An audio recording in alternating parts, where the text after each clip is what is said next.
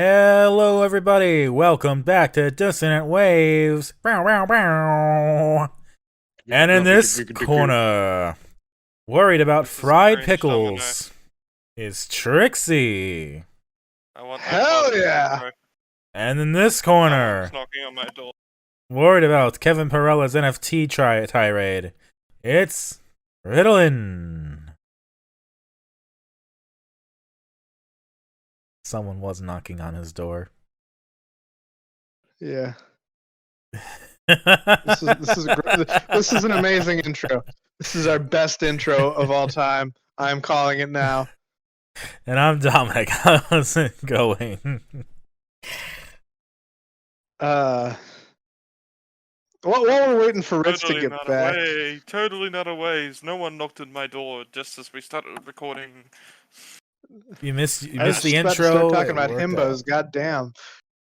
No regrets about that. Your himbo Hello, obsession I'm has been Ritalin. noted. And this I week, have no idea what you said, but I agree.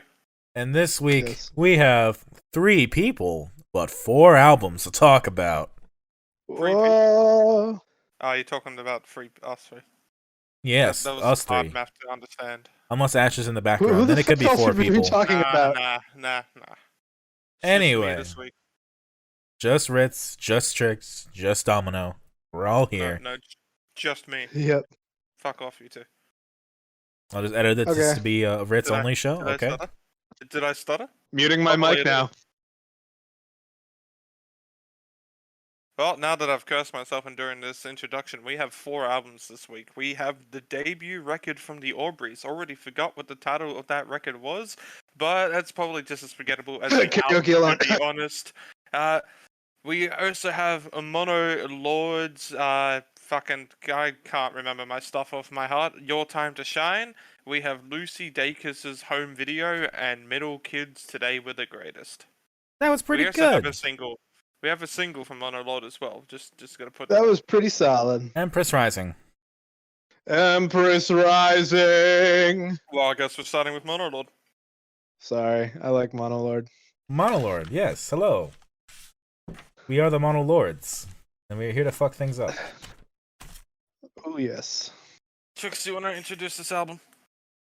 Yeah, I heard about Monolord through just learning about doom metal and learning about the bands, and I just love Monolord. They've got just like sledgehammery riffs that are tight and just good vibes all around. And yeah. You were comparing, I think it was the Weary, to being like a jackhammer on a guitar. Yeah. I was thinking more of like an anvil, like a mining thing, like I don't know, Thor's hammer or something, just kind of banging on it. I don't remember saying jackhammer, but I definitely remember saying sledgehammer. Sledgehammer. Okay, that makes more sense. My quote was just Yes. misremembered. But Monolord. But 5 tracks. yes, I fucking love Monolord. One of the this is one of our first Swedish bands I think we've ever done. Yeah, I think you're right. I mean, I've planned to do some Swedish ones, but I plan to do other Swedes too. This is a guess. band that's in the same conversation as Sleep, Pallbearer, Windhand. One of the artists, Mika Haki, has produced a solo album that is not out yet, but hopefully will be eventually. Indeed, I am pretty stoked. This is a band that uses Mellotron. They're pretty heavy. I don't know if they're quite Bellwitch, but I thought the Weary was they're very not Funeral strong. Doom. I also was perplexed by the idea that the Siren of Yersinia was pretty much an early Metallica song. Yeah. beautiful. They do a lot on Beautiful this analysis. album. It's just a beautiful album with big sledgehammery riffs and just a lot to it that's just fun. I mean, it's an album I'm not personally gonna go back to, like a lot of this kind of metal that we've done recently, and I guess it probably doesn't help that I've been like kind of overwhelmed with it the past couple of months. Tricks. You're welcome. But You're fucking welcome. I definitely did enjoy this one a bit more than the last one. Maybe the shorter fucking song lengths made it a bit easier for me. Maybe Perhaps. I just hate songs that go past 2 minutes. You'll be happy to know that this is probably my last Doom pick for the year. Oh, geez. There's so much more this year to go, though. What could you possibly fill that up with? And I mean, I've even enjoyed this a bit more than a lot of the other picks that you've done recently that haven't been like the Frights or the Shannon and the Clams and that we've done. Yeah. Recently. I think I enjoyed this one more than those two. And that's interesting because like I like this album, but I don't think it was quite as hard hitting as Bell Witch. I don't think it was quite the level of a Dr. Colossus kind of going off other bands kind of around this genre. I definitely wouldn't put it past Dr. Colossus, but that's my pick, so. Yeah. I would definitely put him above like the Frights and all that stuff though.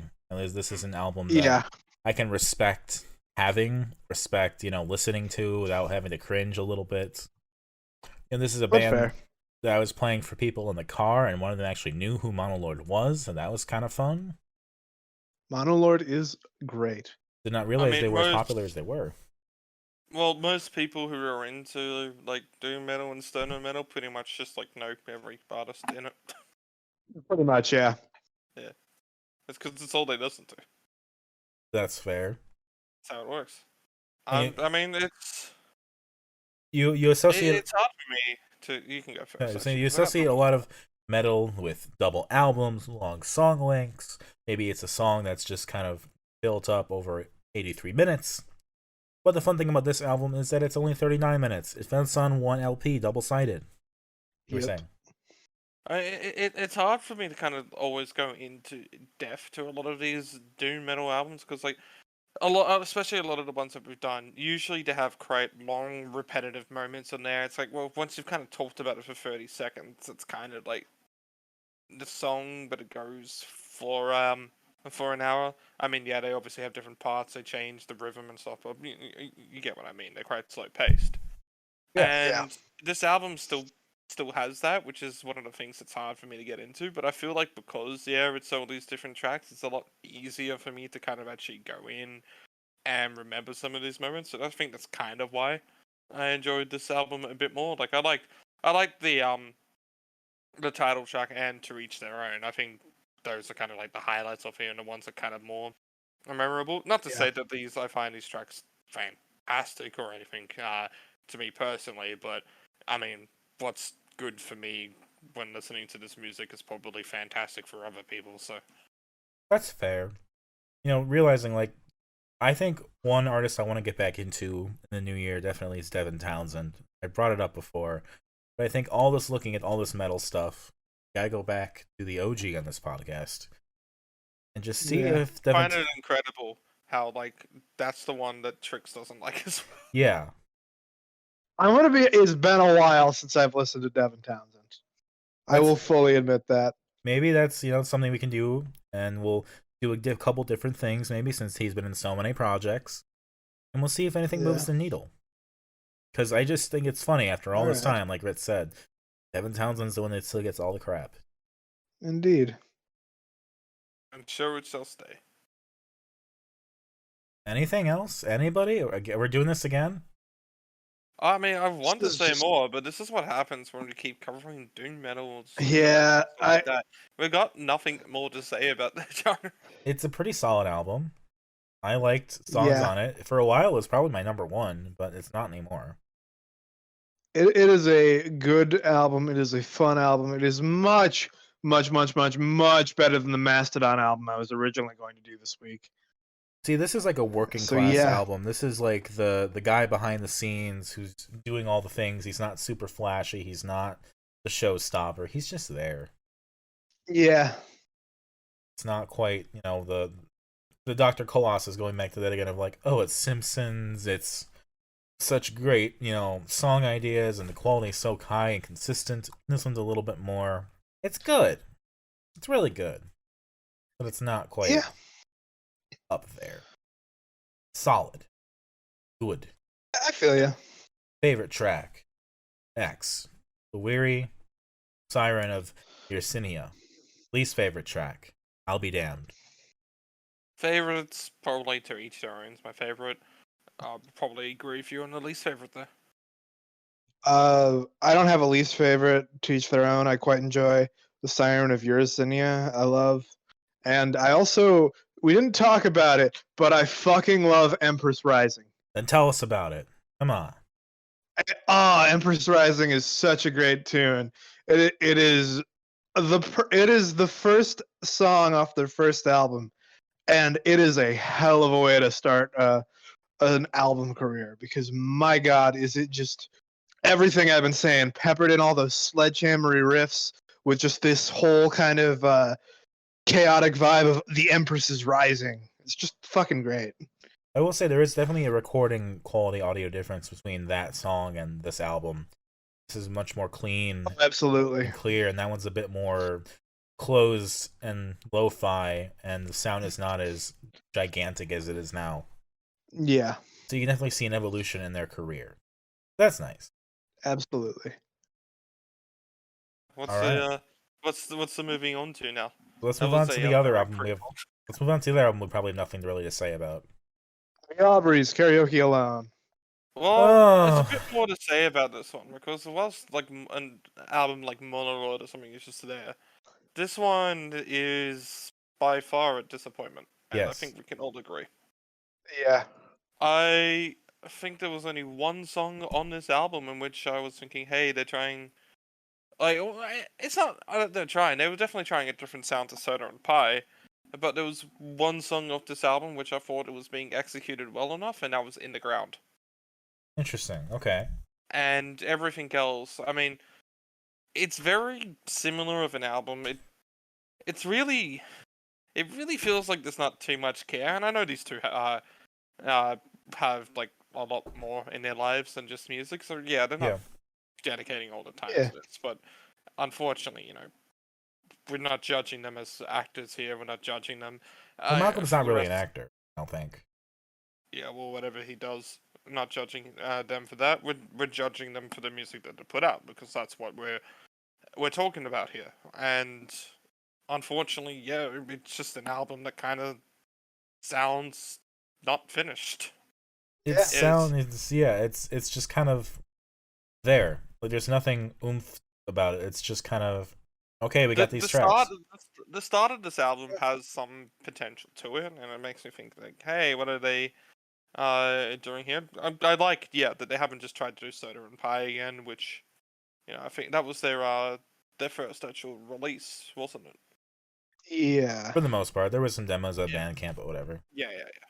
And I mean, if you told me this was an album of demos, I would probably believe you, and I'd probably excuse it a bit more. But it's just so bland. Yeah. It just disappoints me. Like, I mean, I wasn't big on Soda and Pie, but Brother I thought was a fantastic track. There's nothing here that's as good as Brother, at least. It is worth mentioning that they do have a kind of association, or to the degree of, like, they worked with the band Twin Peaks in Chicago on a lot of these tracks, and it seems like they kind of flip-flopped and did a bunch of different stuff depending on the track, kind of like, oh, I'll play bass this time, or I'll sing this time, kind of thing. So that's how you get kind of like a lot of the different vocal tones, where it's clearly not Finn Wolfhard singing on some of these tracks. Yeah. Like Karaoke Alone has that like Simple Minds new wave vibe. I will say I liked Twin Peaks more than I like this album. I've never listened to them, but I'm sure they're interesting. Me neither. They're pretty good. More used to the bar Twin Peaks. Oh, the show. I just got I have the box set of the show. I need to start watching. I need to watch that as well. But it's something that I've always had the spoilers, because obviously I have a dad who's into TV and movies, and he was alive around the time that it was Twin Peaks was on TV. My mom loves Twin Peaks. I think she's more happy about me watching Twin Peaks than I am about watching Twin Peaks. I think my dad is always just, every time he talks about Twin Peaks, he absolutely fucking adores the soundtrack to it. I think it's like what he considers one of the best soundtracks to a show ever. Angelo Badalamenti's track is applauded. He also talks about how the writing just gets really shit at the end. Yeah, it's also infamous for that. Yeah. Kind of like how some of the tracks in this LP aren't quite the best. Could have said well written. That would have been a better segue. They weren't very well written. Yeah. Like in the ground. I'm freaking out because my young face is starting to frown. There's no frogs in the world that can't be fried. So kiss them across. Yeah. No, even with In the Ground, I will admit, lines like that are just like, I don't know. I think the only reason why I kind of like am alright with that song, I think it just sounded fine. Yeah. I didn't really go too much into the lyrics on this album, and to be quite frank, I have no interest to. That's fair. There was one song that like they talked about bet your bottom dollar. I'm like, what the fuck are you talking about? That's some old ass saying. Who the fuck 18-year-old saying you bet your bottom dollar anything? They're pretty obsessed with the 80s, so. Gee, I wonder if one of them was on a show that would have a lot of reference to the 80s. I couldn't Yeah, that's the That couldn't problem. be. This album felt way too 80s in a way that I thought he would be better than. Like, he would rise above that easy trap, I feel. But I was wrong. Yeah. Karaoke Alone, again, it's just an offcut of Simple Minds. It could be on the same album as Don't You Forget About Me. Like, I think Finn Wolfhard's voice works for the style, like some of the style they're going for. It's kind of that alternative-ish sound.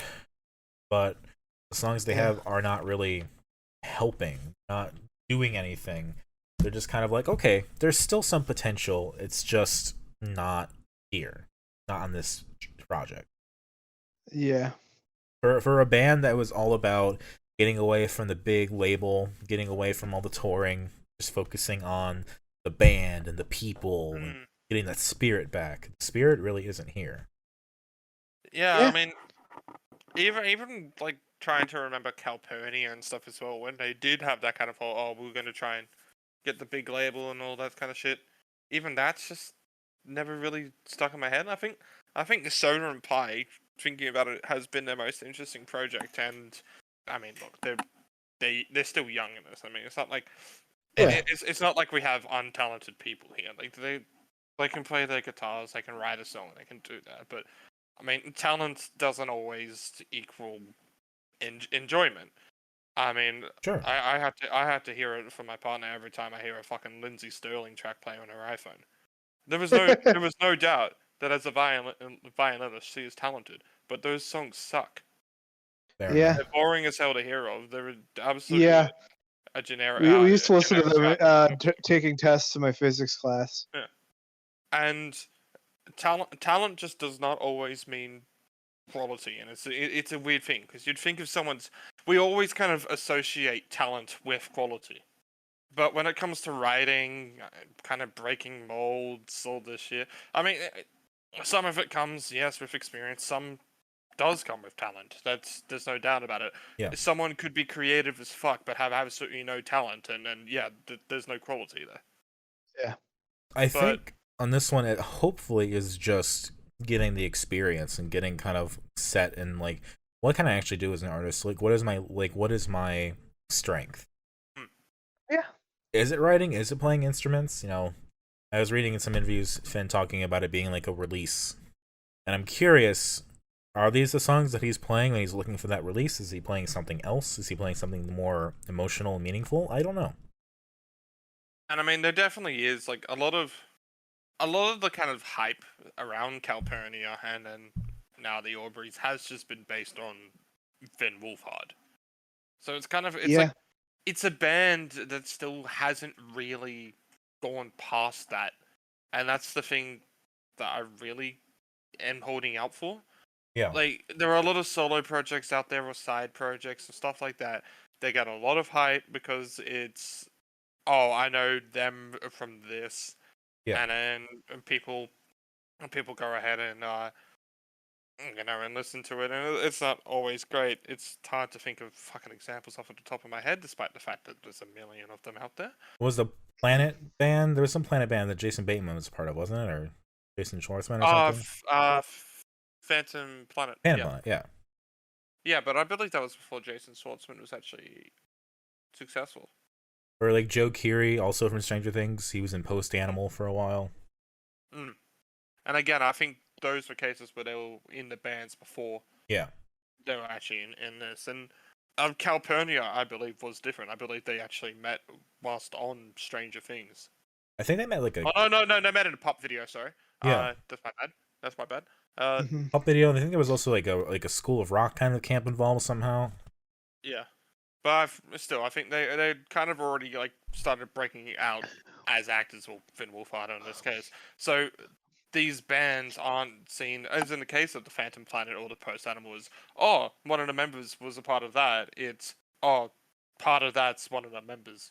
Yeah, this is And Finn Wolfhard's band. Malcolm is there too, but yeah, it's Finn Wolfhard's band. yeah, and that's the problem with the Aubreys at the moment is that the music here is not interesting enough yet to be seen as, oh, hey, have you listened to the new Aubreys or anything? Like, no one, I don't think I'll see anyone who goes and say, hey, listen to the Aubreys. They make really interesting indie rock. They're just gonna go, hey, listen to the Aubreys. It's Finn Wolfhard. Right. Yeah. And Finn Wolfhard's talented. I'm not having a go at Finn Wolfhard or anything, despite this kind of criticism that I'm having at. But it's just coming like to me. The more I listen to this stuff and all that, I'm really only listening because it's Finn Wolfhard. And if this is anything else, I probably just would not listen. I would agree. Yeah. I think part of the problem is that with Calpurnia and this, he was so successful at such a young age. Like, these are like your high school band projects, right? These are the things you do with friends. And you play local shows, and you kind of learn as you go. You kind of change projects. You kind of gain experience, and eventually, after a few years, you kind of break out and do something really interesting. That's not always the case. Like, you have your Beach Goons who started out pretty young. You have your Silverchair who were 14. They hit gold. But I think a lot of the usual thing that happens is, like, you'll have your Lucas Koukases who were in several different projects, and they were doing different things that were interesting in some way, or trying different things until eventually, hopefully, they find a sound that really works for them. And I mean, I feel like when you mentioned Silverchair there, I feel like Silverchair does exist as an outlier to this whole thing. That's true too. You're all right, yeah. Mm-hmm. They were 14, but they were just literally a bunch of kids, and then they suddenly became mainstream. That's also brought up like Beach Goons. Yeah. Mm-hmm. I mean, you also have the case like the Chats, like they were high school as well. Right. Yeah. Obviously, one of the members is now left of that as well. So that is the thing that happens with a lot of high school bands. Is even if they get successful, it's like, well, some people are like, well, I don't really want to do this anymore. Right. It's high school. Yeah. People change what they want to do. People don't get along with other people as well. So I mean, the fact that Silverchair lasted as long as it did was a fucking outlier in as well. That said, I am very much looking forward to the new Lucas Koukas project. I think it's called Grief Eater. Oh my god. Art looks amazing. But, like, for me, that's a lot of built on, I think, what Lucas was doing, even though it wasn't amazing, I would still probably turn on the Skeletubbies or Vinegar Kids over this. I mean, we can also go into your band, not your band, like your high school band, I think it was, band's Freakin' Run Club. Yeah. Like, I mean, that's obviously not as, like, fresh out of high school. Right. They're, like, it's still late teens, early 20s. Yeah. I'm still quite a bit into that. I mean, like, there are a lot of bands that have started at this early age and just gone on to do more. I mean, granted, they don't also have the whole, well, we got our marketing done here because we have a famous person in our band. Right. They have to, sometimes they have to cut through the grain, whether they try to be doing it in a very interesting way or trying to just make very accessible music. And also people have to cut through the grain themselves here, and this is this band where I guess that's why this sounds like they don't have to cut any grain here. Like, they didn't have to go through really any trials to get this band off the ground. I also think they're, like, overextending themselves in a way, because it's like, okay, at least one of them lives in Vancouver. Maybe both of them do, but also there's, like, Vin's probably in LA a lot because of acting. And then they're recording in the Chicago scene. Why are you going to all of that trouble? You could literally just do it in Vancouver or LA. Yeah, there's huge music scenes both there. Like, maybe you want the Chicago sound, maybe get a producer who does that. I don't know. But again, I feel like it's kind of, oh, I'm getting what I want because I'm Finn Wolfhard. I'm getting what I want because the band has the marketing in place, so we're all set to go. So I want to go to Chicago, so let's go to Chicago. Yeah. But the music should be the focus, not necessarily, like, with limitation, you gain a lot of creativity sometimes. Maybe having some more limitations on a project like this would be helpful. Capitalism breeds innovation. I'm just saying, you don't have to go halfway. You don't have to go halfway across the country to record an album like this. Yeah. Album there. Favorite. Yeah. Yeah. Least favorite. Yeah. Yeah. Yeah. It's not a Tristan for me. I think it's more interesting than that, but it's not much more so. Tristan was more interesting. Oh, wait, which Tristan? Sneaker Waves. I'll put this on par with Sneaker Waves. Sneaker Waves is better. Glass Jar is better than anything on this album. I will admit that. You put me in a glass jar and tap, tap, tap. I think I forget the melody. I think Finn could do like a really interesting like Bob Dylan-y kind of career impression of some sort. Like he has that kind of weird alternative voice that could maybe do something in that realm, but he needs to kind of explore those extremes, I think. But yeah, maybe another time. Which okay. I'm gonna let you two shout out which one you want to do. Which either one of my two albums you think is worse. You can just shout out both at once, and when I count down to 1, and we'll do that one. So 5, 4, 3, 2, 1. Middle Kids. Lucy Dacus. That was some fun conflict.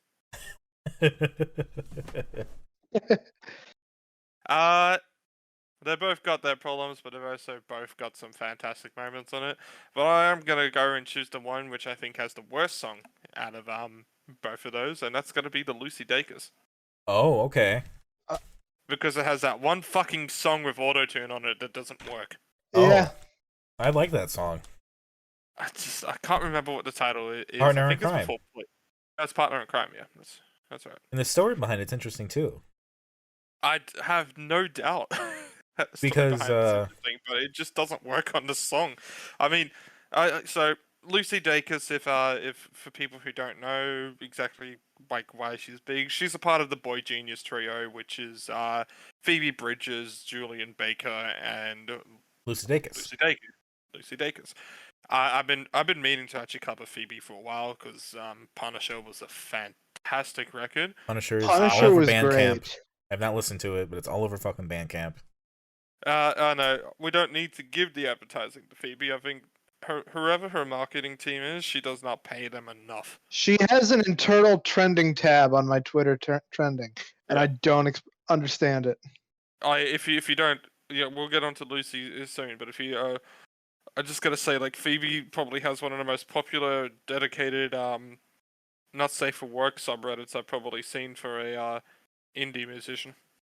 I wish that was a joke. That's actually, oh my god. There's a subreddit called Simps for Phoebe. Oh my god. Funny. But yeah, Lucy Dacus is a part of that Boy Genius trio, and you know, she and Julian Baker put out albums earlier this year. I'm not gonna lie, I thought that Julian Baker album was pretty boring, but there's probably enough people who have my heads for saying that. So that, but this album, actually, yeah, despite Partner in Crime, I actually still do enjoy this album quite a lot. Like tracks like fucking First Time in VBS is such a good little part of this album that happens really early on. Yeah, it has that kind of lo-fi edge to this production, despite being kind of like very pop folky at times as well. I mean, it has a budget. Yeah. I mean, VBS, obviously, that part where it talks... It's the second album this year I've heard where they have a prominent line about talking about listening to Slayer, the other one being the Dirty Nils... Fuck Art. Fuck Art. Yeah, Fuck Art's the title of that. And then straight after they mention Slayer, it just goes into heavy lo-fi, which is so fucking cool. VBS is a fucking tune. It's a great track. Hot and Heavy, obviously, one of the... big singles off this album, fantastic opener. I actually am a huge fan of the closing to this album as well, from Please Stay to Triple Dog Dare. Mm-hmm. Please Stay is very, it's very kind of calming and very... for a very minimalistic track, I think it does a lot on this album. No one's mentioning the big song of the album, though. I'm surprised. Go Thumbs. Alright. Thumbs is a fucking showstopper for me. Like the whole album. The middle of this album, like it's fine, but the middle, what stops us from being as good as Punisher, which like on Punisher, I do think and yeah, I'm gonna compare it. I'm gonna compare Boy Genius albums with each other. Whilst that's an album which I think start to finish and kind of like that are all on the same level of quality. Here, I think it has really strong start, really strong ending, and a good middle. Yeah. Thumbs is such a good track. it's just all about this. She's going with her friend to meet her friend's deadbeat dad, and the whole interaction between them, and how Lucy is like ready to kill him at a moment's notice, basically because of how he's treated her friend, theoretically, I guess. And the whole vibe is so present. Like, that's a song that stuck out to me on the first go around, was just how, like, she's like, I will kill him if you let me. I will kill him quick and easy. It's so direct, to the point, and visceral in that way, that it immediately paints a picture, just gets in your head of, like, the whole scene, the bar, what this guy looks like, what they're doing, kind of the sadness and the grief that are in there, of kind of this familial relationship that's lost. It's easily the centerpiece of the album for me. It's such a good, simple tune. It's just such a simple synth, and her. Not much more to it. It doesn't need to be. Not gonna lie, I spent most of my first times listening to this album vibing to the most appropriately titled song to be vibing to on your first time. And then Going Gone is at least... Go ahead. Well, I was gonna say, just like the first time, it feels kind of a bit weird the first time you go around in this album, because it's one of the big first like lo-fi moments on here. Yeah. And it's also probably the rockiest tune on this record. One of. Yeah. I mean, there's rock elements throughout it. Obviously, I'm not trying to say it's like the only one, but it's kind of that weird kind of like dance rock tune. I don't really want to like say dance rock or dance punk or anything anytime it's a rocky dancing tune, but like, if there's one song off this record you would be dancing to, it's first time. Sure. But it's not like Going Gone even has some of that production value, because it's more of like ethereal and has like the chorus of voices, which star-studded chorus in there, of course. You got Phoebe Bridgers, you got Julian Baker, you got Julian Baker's dog Beans, you got Mitski in the mix as well. It's all in that one track, just because they were there, they're friends, I guess. Like, there's even that studio chatter at the end where she's thanking them for being there. It's really nice. Yeah, that was the... I remember, like, when actually listening to this album and kind of focusing on that part for the first time, it was just like... It's like, is that the end of the album? It felt like it was just like, thanks for listening to the album kind of thing. Yeah, and I didn't quite get Partner in Crime started, and it was just like, oh. Well, the thing with Partner in Crime is that it was done in 2019 when she was recovering from like a vocal kind of resting phase. And I can get that at least. It was like, oh, we can only sing for like 2 hours at a time, and this is like her first song back in the mix, so she wasn't like hitting those notes quite very well. So they kind of just auto-tuned it, and she liked how it sounded, is what I gathered from stuff I read. Like, I'm not gonna had too much of a go at it then, assuming as that's actually some fine context for that, but it's still this song that just doesn't really fit, especially with its vocals. I don't think it's done too well personally, but I guess that's just how personal taste goes. And like, I mean, growing up as a kid, being forced to listen to every pop song that comes on the thing, you learn to accept auto-tune because that's just it. But auto-tune can be used quite well when there's a quite cool effect, and T-Pain made a career out of it. It just didn't really hit on this one. Cher, iconic. It didn't even. Twitter is fucking iconic. Well, Cher's Believe is a great example of it being used as an effect, though. Yeah. But it just like this one did feel like an effect. I'm not trying to say it's like, oh, she was right. It felt like she was trying to cover up bad vocals or anything like that. No, it felt like it was an effect. It just felt out of place on this one. So maybe it's just the album. Maybe if we had if it was on a different track list or something like that, maybe it would fit a bit better. But just for this record, I feel like out of the two albums that we've done and that I covered here, this was just the worst song of it. Okay. One of the interesting things I also found, at least reading the Wikipedia page, was about when Lucy was first coming up. Like, her first album came out in around 2016 or 2015, I think. And Tim Kaine, who was running for vice president at the time, had like shouted her out. Oops, I'm getting a call. Who's calling me this late at night? Jesus what the fuck? I just spit all over my hands. We come to call about your car insurance. Anyway, Tim Kaine was shouting her out, and like, it was like, oh yeah, he's like supporting new artists. That's cool. And then like, she said a couple years later, basically, that he was an old family friend, and he was just, I guess Oh. he was just shouting her out because he knew her. It's like, yeah, I guess you're supporting people. It just seemed like a really weird moment of like kind of cred, and then it's like, oh, you were just like friends after all. Yeah. It's kind of like getting shouted out by like Obama, and then it's like, oh, actually, the basics work for Obama's administration. Yeah. But I don't know. Look, I mean, in the end, though, this was a great experience to go through. I mean, the three. I consider this the kind of like three Boy Genius albums because they're the three main solo albums that have been released since Boy Genius, because I believe that was 2019, if I'm correct. And that's Punisher, Home Video, and I forget what the Julian Baker one is. Give me 5 seconds. I got a poster for it. Little Oblivions. That's how forgettable that is. I actually do have a poster for that I gave to my brother. But yeah, this out of all those three Boy Genius ones, it's not at the level of Punisher, but it's out of the other two, it's the only one really competing for that level.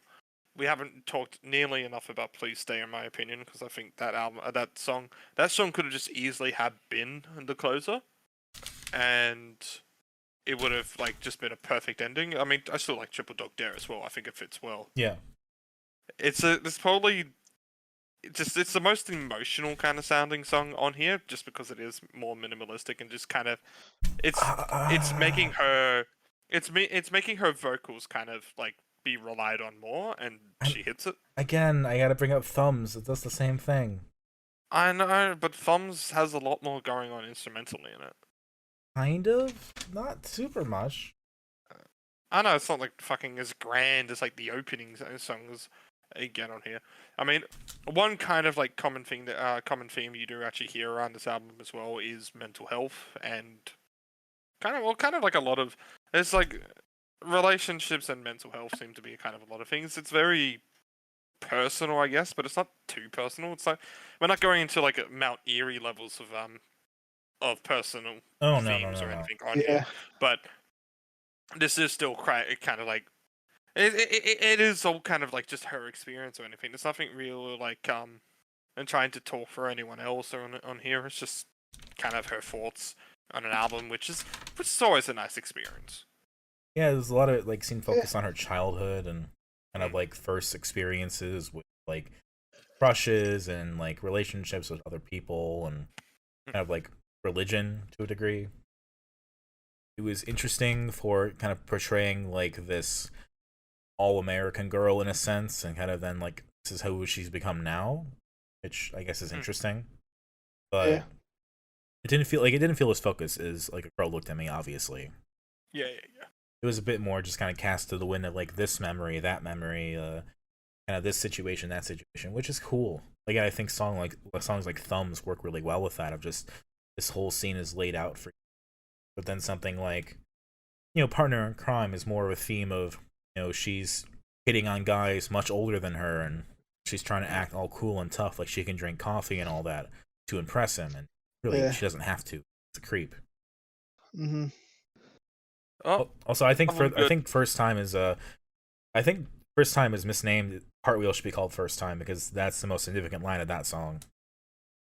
Cartwheel has that whole line about like she's like having this like friendship with this girl, and then she talks about the first time you told me about that soccer player at the senior high, it like crushed her.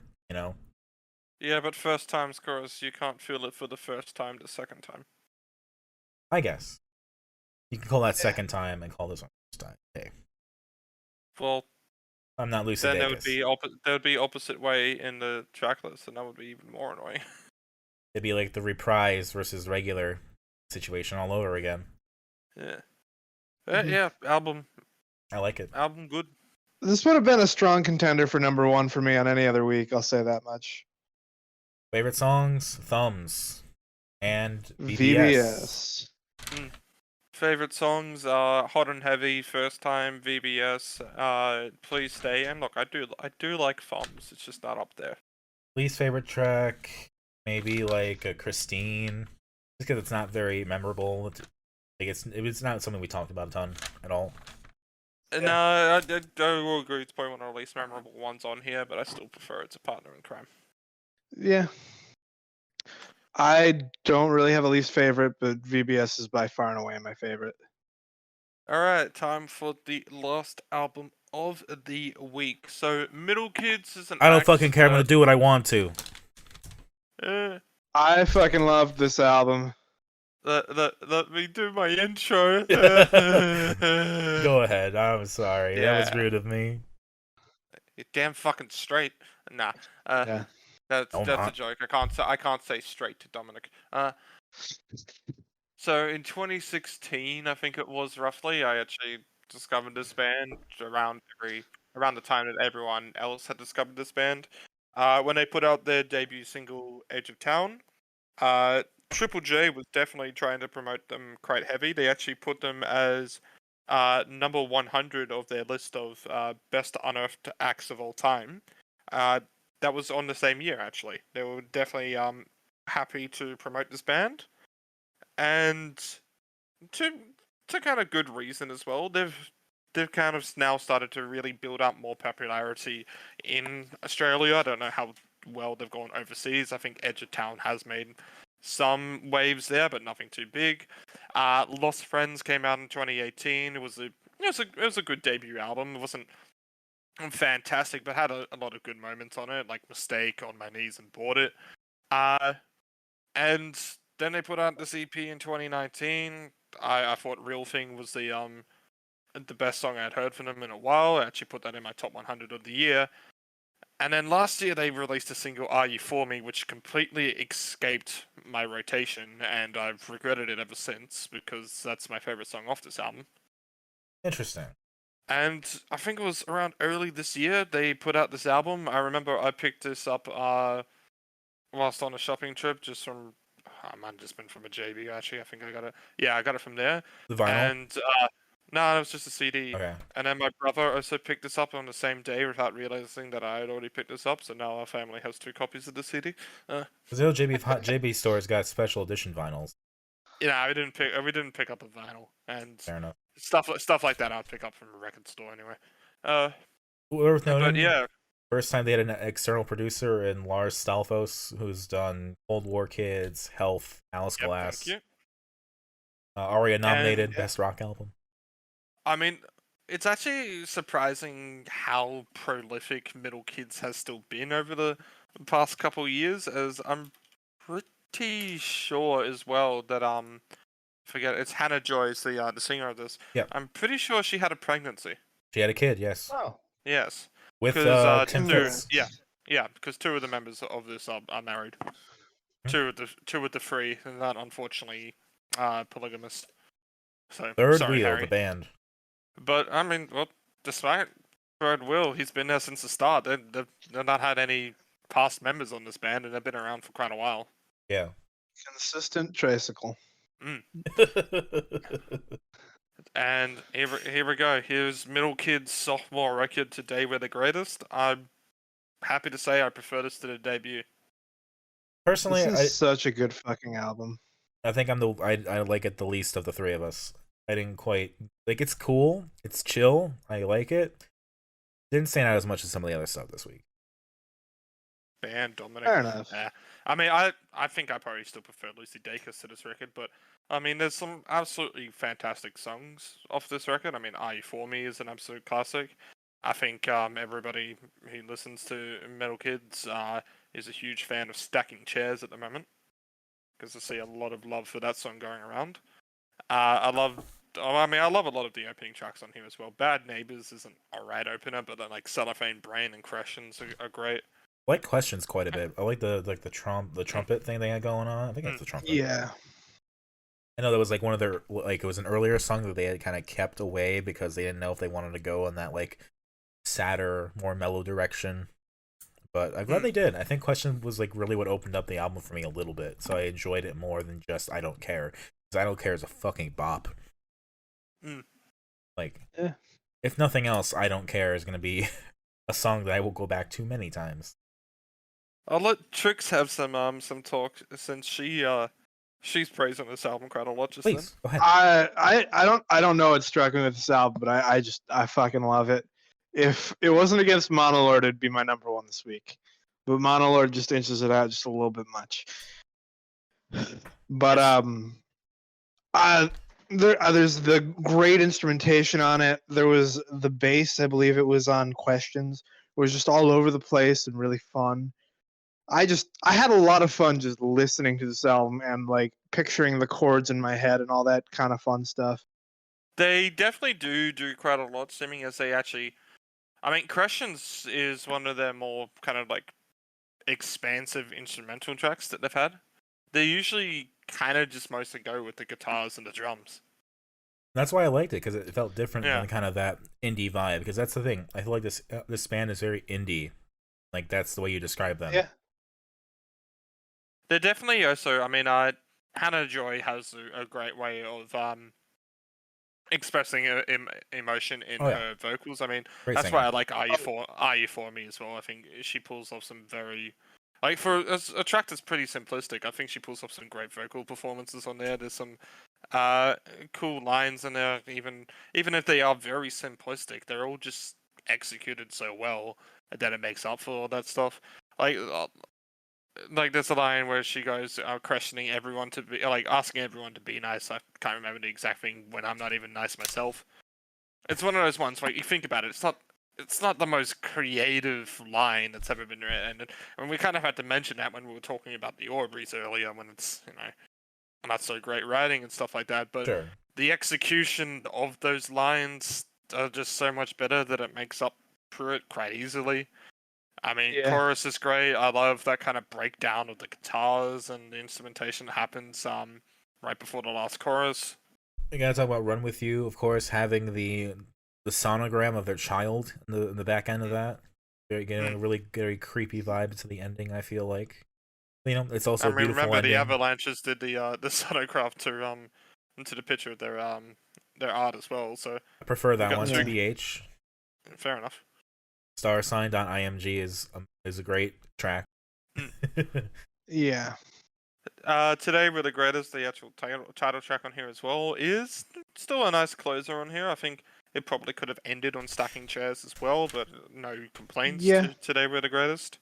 Right. I think it's got a very similar problem to Lucy Dacus as well, in which, it's got really great start and a really good closing, and then that middle is, it's good, but it's just not on the same level as quality as what they've been putting out there. And I mean, I always kind of hate saying like same level of quality and stuff, because like if you have like a fucking 20 out of 10 song to start and then everything else is 10 out of 10, you can comparing something with something absolutely fucked. But I feel like this is just like two albums that kind of just have middles that are just there. They're fine. I mean, Dominic, obviously you enjoyed FOMS a lot more. Yeah. But I'm not a huge fan of like Lost in Los Angeles or Summer Hill. Like I think they're fine tracks, but Lost in Los Angeles is fine. It's a song I remember. Yeah. I think it's kind of funny. I don't know if it really helps or hurts you that you did two albums that are pretty much the same quality, like the same kind of, issues. Yeah. I mean, I'd listened to these albums beforehand, so it's not like this really surprises me. It's the kind of opinions I had going into this, and they haven't really changed. I mean, I listened to these two albums the most out of the albums we listened to this week. There's no real surprise I picked them. I'm a biased fuck. Fair enough. And I mean, they have very similar vibes of the actual like genre that they're going for. I think Lucy Dacus was a bit more edgier in this production, but they're still, kind of alternative indie, both female fronted with their vocals. The only difference really is that Middle Kids is a trio. Yeah. Lucy Dacus is one person. So With I mean, friends. I know, but like the actual band themselves. So these are similar albums that we're doing, so they're probably always going to have similar issues, or similar successions, I guess is the proper term. I don't know what words are really. I mean, I feel like Lucy Dacus had higher highs, but I said lower lows. Yeah. I think this is a more consistent record. but I also like Lucy Dacus more. My problem is that I'm always going to associate these tracks together now because of having them on here. Yeah, fair. Yeah. And I also think it's really funny. I mentioned it in the chat this week that we had like 3 indie pop alternative albums, and then we had Monolord. Monolord. Yeah. It's just kind of like a fun, weird mix. Yeah. Okay. Varying qualities of indie pop, kind of what's hot and popular right now, and then just Monolord. These two have been albums that have had quite a bit on my rotation throughout this year, even if it's just been single songs in them. Like I think Questions and Are You For Me have been probably the tracks I've had mostly in my rotation. Yeah. Again, I like Stacking Chairs. It's just not as good as those 2 tracks when it comes to doing my rotation. Lucy Dacus, they probably had a lot more songs into there, so it's like, yeah, I just needed to kind of cover them at some point, and now we've done it, and they're good albums. I I'll be felt about taking no Aubreys. further questions. I felt like I had to cover them because of the, we were looking forward to it. Then it was like, oh, all right, I guess. I think the also good thing is that we're knowing that Middle Kids is not just a band that's had a good start and that's it. They are still consistent in their songwriting and their actual creation. Hopefully, one time they will actually stop getting cursed to the 200 of the hottest 100 countdown. They have had one song make it mistake, and they had Never Start, I think, get into like 170. They had 2 other songs from Lost Friends make it to in the 200s, but not the 100. Real Thing, I think, was in like 120s or something like that, and then Are You For Me was 101. Oh wow. So they have a Gotcha. little curse when it comes to hottest 100 time, which they've been able to break once, but it seems to be back on. So I'm really interested to see how this album goes with that as well. I probably won't be voting for any songs off it, just because my top 10's pretty starting to get pretty cemented at this period of time. It'll be hard to break it. And I don't think there's anything on here yet. Yeah, we'll break it. But I'm definitely interested to see, what song makes people's top 10 when it comes to countdown. I wouldn't be surprised if it's a Stacking Chairs, but I guess we have to wait and see. Yeah. I guess favorite for me would be I Don't Care. I also will shout out what is it? Questions. Yep, thank you. Song I also really liked. Least favorite honestly is probably gonna be Bad Neighbors and Cellophane Brain, just because I don't think they're fine, but they just I'll have like no slander to Cellophane Brain. They just felt like the generic indie pop stuff. I was like, okay, where's the interesting stuff happening? Cellophane, you say it's in your brain. Are you okay? But the I'm sorry line was better, and some people stay in our hearts forever, personally. Trix, you want to do your favorites, least favorites? Favorites are let me pull up the hold up. Sorry. Easily for me, Are You For Me and Questions were real big standouts for me, but I enjoyed the whole album and I don't have a least favorite. Least favorite? Probably like a Golden Star. Okay. Favorites, Cellophane, Are You For Me, and Questions. And I like some Stacking Chairs and I Don't Care, but like it's mostly those 3. Alright. And now the rankings, in which I think we can all just ignore what number 4 is because we've pretty much cemented that one. I'll say mine, and then you'll just go off of it, and like I'll be like, yeah, number 4 is the Aubreys. I'll say it. Yeah, number 4 is the Aubreys. Great, thank you. For me, number 3 is the Middle Kids. Today We're the Greatest. Number 2, Monolord's Your Time to Shine.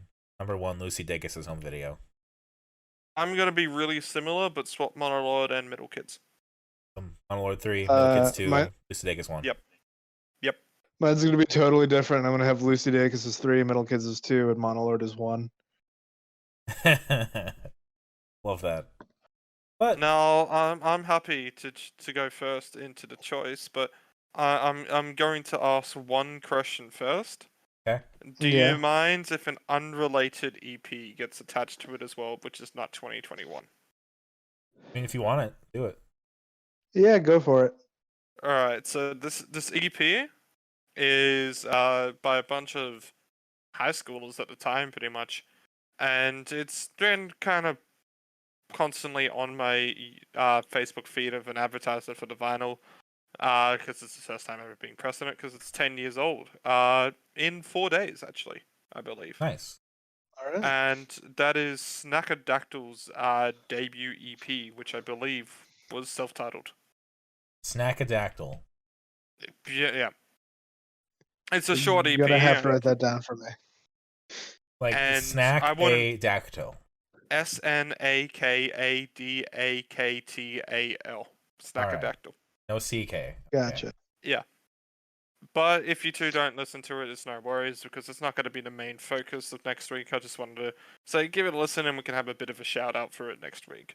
But the main attraction I do have is an artist that I have been meaning to cover since the start of the podcast. I've actually kind of done a song, or like done a kind of, you remember like 5 weeks where I was saying, hey, here's a song to listen to.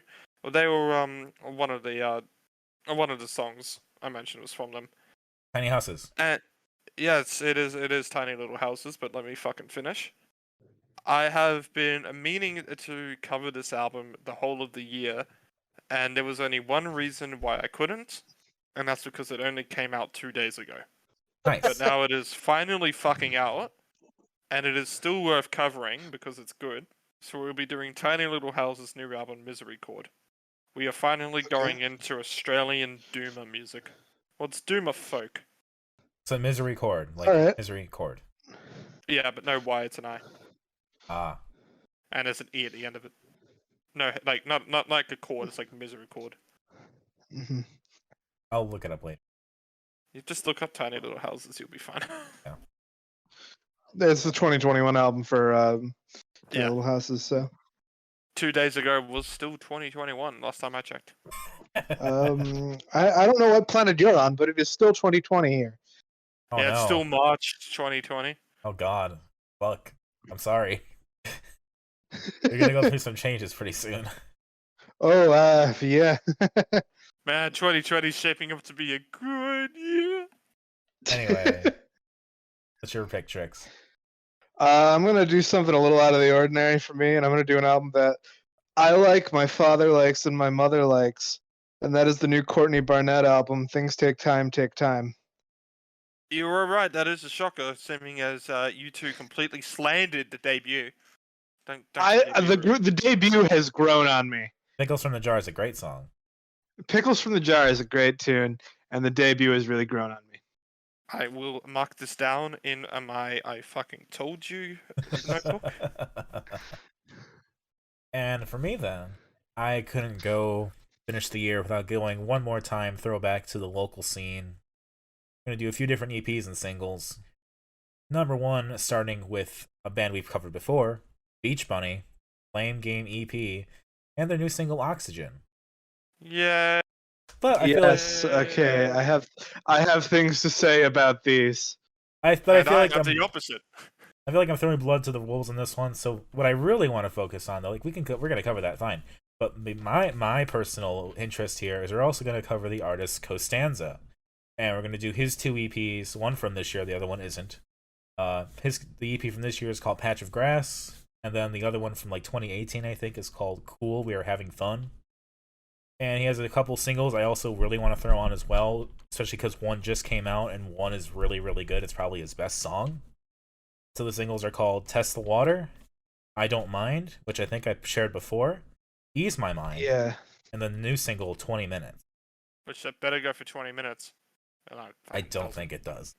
That's... I already had it. So yeah. Beach Bunny, Blame Game EP, and the new single Oxygen. Get the old 2021 stuff out of the way. And then Costanza's Patch of Grass EP, Cool, We're Having Fun EP, and the singles Test the Water, I Don't Mind, Ease My Mind, and Minutes.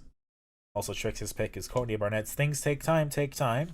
And Ritz's picks are the Snackadactyl EP, Snackadactyl, and Tiny Little House's Misery Chord. Until then, though, I have been Ritalin for kids, and hopefully after then I still will be, but I guess we'll find out. You can catch me on our website, ritalin4kids.github.io. I also have a YouTube channel, which if you actually view it, is just me kind of posting CSGO clips, because that's really all I do in my life. I'm Dominic, and I don't think I actually mentioned this. This is episode 80. Holy shit. Oh, Whoa. shit. Yeah, episode 80. And I'm Dominic. You can catch me online at Twitter at DACICHOCKI. Writing stuff, tiltingwindowstudios.com, and maybe some other places. Maybe see soon. YouTube channel. Doesn't really matter. Dissonant Waves also has a YouTube channel. Dissonant Waves on Twitter. DissonantWaves.space is our website. I've been Trix. I just finished my bottle of wine. You can catch me on Twitter at procrastronaut_. It's like procrastinating astronaut. And then there's an underscore at the end of it. I also have a Twitter bot. I also have a weird YouTube channel. And yeah, that's about it. All right. Before Trix pukes all the wine back up, let's wrap up this podcast. That was a one-time thing, okay? Thank you all for listening. The salami. Thank you all for listening. Salami. Salumi. Salumi. Have a good night, everybody. Bobomi.